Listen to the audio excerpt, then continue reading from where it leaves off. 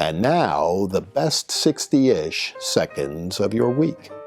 Well, I wanted to emerge from my quarantine bunker for this week's little bit, and behind me the beautiful Pennsylvania Capitol, so you can pretty well guess where I am, and mourning the fact that there are no sports. I know a lot of you don't like sports in the best 60-ish seconds of your week, but I do, and it's my show.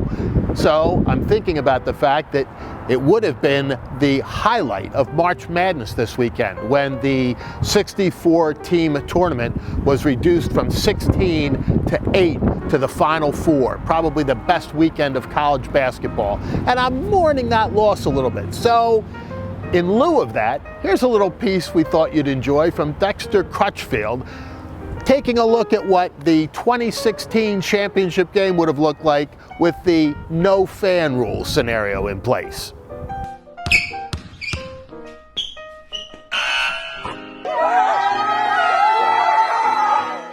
And of course, this week would also have marked the beginning of Major League Baseball season, and we don't know when that's going to start, so we've got to fill the void somehow. Fay Vincent, who presided over the 1989 postponement of the World Series because of the San Francisco earthquake, says we ought to take a look at great movies. So I'm trying to decide between Blazing Saddles and Animal House.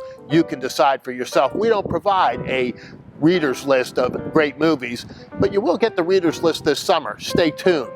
So with the postponement of the Masters and the Indy 500 and even the Olympic Games, we're going to talk more about politics and the political ramifications of the COVID-19 outbreak. And this week we saw congressional action get stalled on the COVID-19 recovery package, a really travesty for the American people and the cynicism that exists about Congress being heightened as a result. Nancy Pelosi and company followed James Clyburn's notion that we can, quote, use this opportunity to restructure things to fit our vision.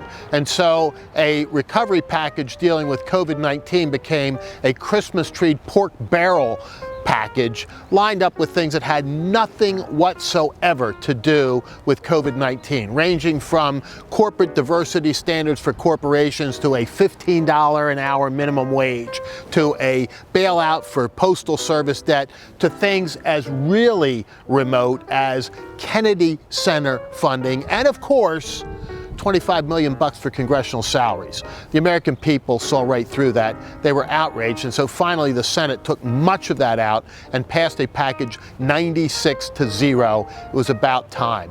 A good thing for the American people and our recovery from this crisis. The early report cards on President Trump's handling of the COVID-19 crisis are coming in from the hinterlands, and the Gallup poll gives pretty good news to the president, showing that 60% of the American people approve of the way he's handling this crisis, and his overall numbers are at their highest level of his entire presidency. That's a precursor of the way the things are going to go during the presidential campaign once it gets restarted in a few weeks.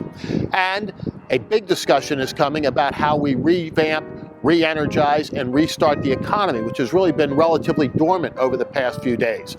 And there's going to be a lot of debate and discussion there relating to whether or not $1,000 checks is the way to go, and if so, how quickly they can get into the hands of the American people and what becomes of them once they do, or whether a payroll tax deferment, postponement, or absolute cut is in order, or many of the other suggestions that are now on the table.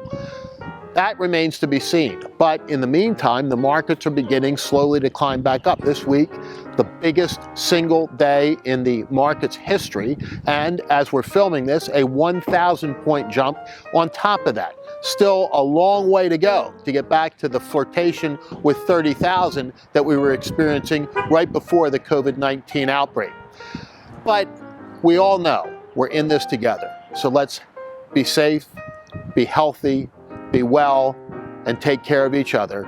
And like, share, and enjoy the best 60-ish seconds of your week.